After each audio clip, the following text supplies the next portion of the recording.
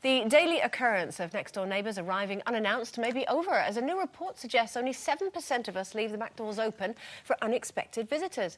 Thanks to rising fears about crime and security, we're much more wary about leaving our homes open for friends to just turn up and pop in. However, it's great news for people who find themselves drawing the curtains and hiding behind the door at the first sign of a guest. How do you cope with the whole, you know, an unannounced guest and open door policy thing? It's horrible doing these topics, isn't it? Because you know that all your friends are at home watching. When we used to live in Northumberland, in the house that my sister still lives in now, it used to be called Pop-In Palace because literally people couldn't pass it without popping in. And there was one morning, it was about 9:15 in the morning, so it must have been a day when I wasn't doing the school run or something, and I went downstairs to get a cup of tea, and there were 12 people in my kitchen, none of whom had anything to do with my family whatsoever. And it was literally, it was like the lady that used to sort of do for us, you know, her hubby had popped round and there was somebody else's brother's sister's wife's... And I just walked in, everyone just ignored me. They were all just having a cup of tea. And although that was obviously, that was a one-off to that extent, I think because when you're working away and you're busy, that your time is precious. My most hated expression is, yoo-hoo, because I think, oh, no. And it's not that I don't, 9 times out of 10, love the person who has yoo-hooed me. It's just that I'm not quite ready for them yoo-hooing me. There's also been times when, and in fact, only the other day, so friends don't try to work it out, because it was nobody that I really love, but Matthew, my eldest, came upstairs and went, Mum, beep is here. And I went, no, Matthew, please, because I haven't been very well. And he went, it is like having a 12-year-old for a mother. He said, get some clothes on and get downstairs. And then, of course, I look like Wreck of the Hesperus. So when I have to sort of, with my, like, greasy hair, because I've not been very well. Have I said I'd not been very well? Yeah. Not been very well. Put this sort of towel on and go downstairs and pretend I'd just come out the shower. And so I just... Or it's not like people have to give me 3 days' notice. I just like, are you in? Can I come round? Yeah. Because it doesn't mean that I don't love them. It just means I'm not in the mood at that point. You're always in the mood, aren't you, Coleen? I like what you did there. That's very scary for me, because I only live up the road from her. I'm never, ever going round again and you-hooing her. I've got to say I'm the complete opposite. I absolutely love it. I love it when people go, you know... I'm outside, put the kettle on. I never think, oh, God, ever. I love it. I think because when I grew up, and I grew up in such a big family, so we always had loads of people there.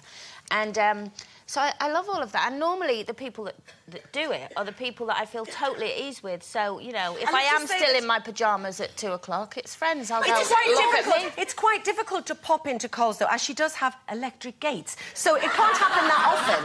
It does, because they press the buzzer. And I never, ever go, you're not coming in. You can't have a life. What, are you there all the time to have these people coming in all the time? How very dare you? I mean, I'm not there. It doesn't happen every day, unfortunately. It doesn't happen a lot, actually, now that you mention surely, it. if Nobody who's me. You're working hard and then somebody tips up out... I think it's terrible. I'm really pleased to see people. I need a day's notice, at least. I've always got stuff in the fridge. Because if I'm working, I'm not there. And if I haven't been working, I'm resting. And the last thing I want is for a load of people... Because you want to come across as the... So when they turn up, your house is spotless, you've got the food in and you look like not Mrs. at all. Perfect. Honestly, I just hate being caught on the hop.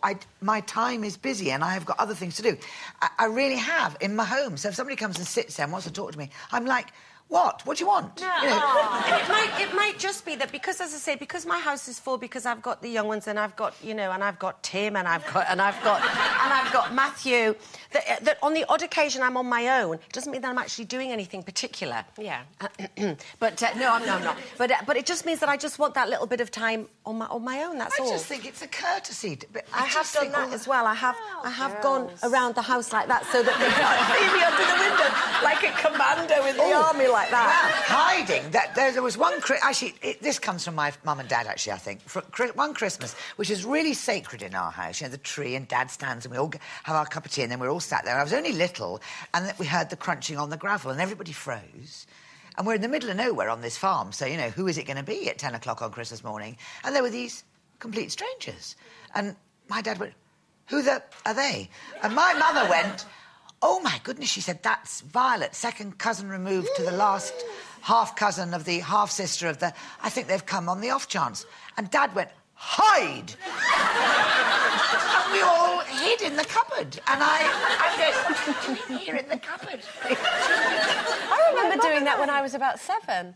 I can remember hiding in the cupboard in my bedroom and just... My mum came in, you know, she said... I could hear this friend had come round. I thought, even at 7, I don't want to play with them. So I hid and my mum came in. She's just in here. Oh, she's not in here. And then she sort of went, what are you doing in the cupboard? I said, I'm not here. I can't tell you you're in the cupboard. Yes, you can't just have to go away. And bless her, Mum was really good and went, I can't find her at the moment. Come back later. And I've done that ever since. Yeah. So, there we go. We'd really like to hear your stories on this one today. I have come out the cupboard since then. I don't mean I've been in there all that time.